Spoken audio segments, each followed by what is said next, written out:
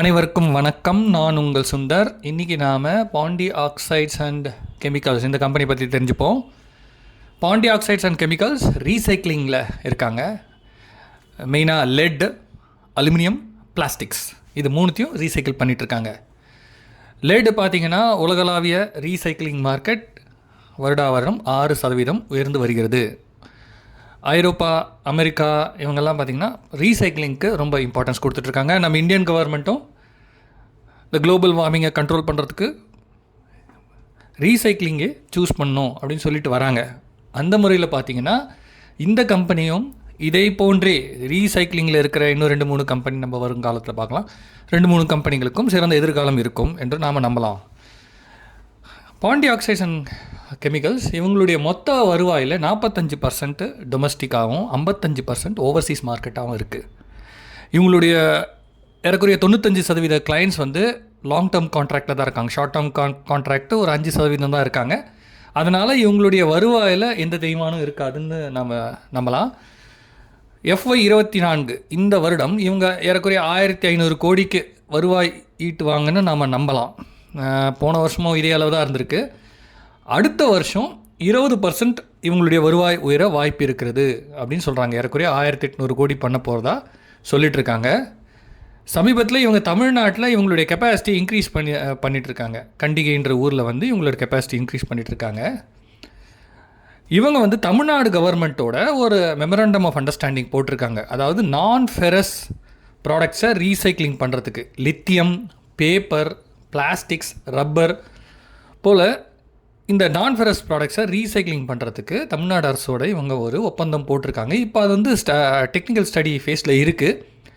ஏறக்குறைய 300-500 கோடி ரூபாய்க்கு இதுக்கு அவங்க முதலீடு செய்ய போகிறாங்க அடுத்த 5 ஆண்டுகளில். இது ஒன்ஸ் இது ரெடி ஆகிடுச்சுன்னா இவங்களுக்கு ஏறக்குறைய இதன் மூலமாகவே ஒரு 750 கோடி வருடத்துக்கு ரெவென்யூ வரும்னு எதிர்பார்க்குறாங்க. ஓவரால் ரெவென்யூ ப்ளஸ் இந்த 750 crores புதுசாக இந்த இந்த நான் ஃபெரஸ் ரீசைக்ளிங் மூலமாக இவங்களுக்கு வரும்னு இவங்க எதிர்பார்த்துட்ருக்காங்க. இவங்களுடைய இந்த மொத்த வருமானம், இந்த வருஷத்தோட மொத்த வருமானத்தில் பார்த்திங்கன்னா லெட்டு மாத்திரமே, அதாவது இந்த கடந்த 9 மாதத்தில் இவங்களுக்கு வருமானத்தில் லெட்டு ரீசைக்ளிங்கு 1125 கோடிக்கு வருவாய் ஈட்டியிருக்கு. அலுமினியமில் பார்த்திங்கன்னா 40 கோடி வருவாய். பிளாஸ்டிக் ரீசைக்ளிங்கில் ஏறக்குறைய 15 கோடி ரூபாய் வருவாய் வந்திருக்கு.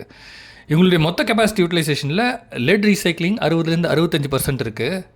அலுமினியம் 20% கெப்பாசிட்டி யூட்டிலைசேஷனில் இருக்குது.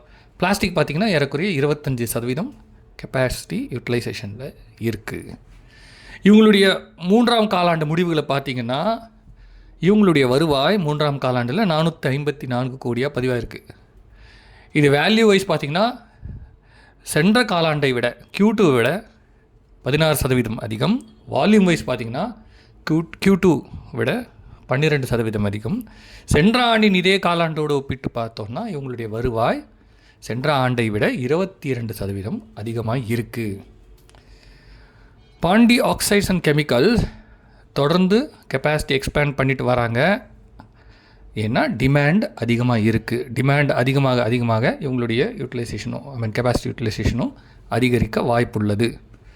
எதிர்காலங்களில் சிறந்த வருவாய் ஈட்டுவார்கள் என்று நம்பலாம். ஏன்னா ரீசைக்ளிங் தான் ஃப்யூச்சர். நிறைய ரீசைக்ளிங் பண்ணுறதுக்கு கவர்மெண்ட்டும் என்கரேஜ் பண்ணிட்டு வருது. ஸோ இவங்க எதிர்காலத்தில் நல்ல வருமானம் ஈட்டுவாங்கன்னு நம்ம நம்பலாம். தாங்கள் சிறந்த ஃபினான்ஷியல் அனலிஸ்ட், கன்சல்டன்ட் ஆகியவர்களை அணுகி இந்த பங்கை பற்றி நன்கு தெரிந்து ஆராய்ந்த பின் இந்த பங்கில் முதலீடு செய்யலாம் என்று வேண்டிக் கொள்கிறோம். நன்றி, வணக்கம்.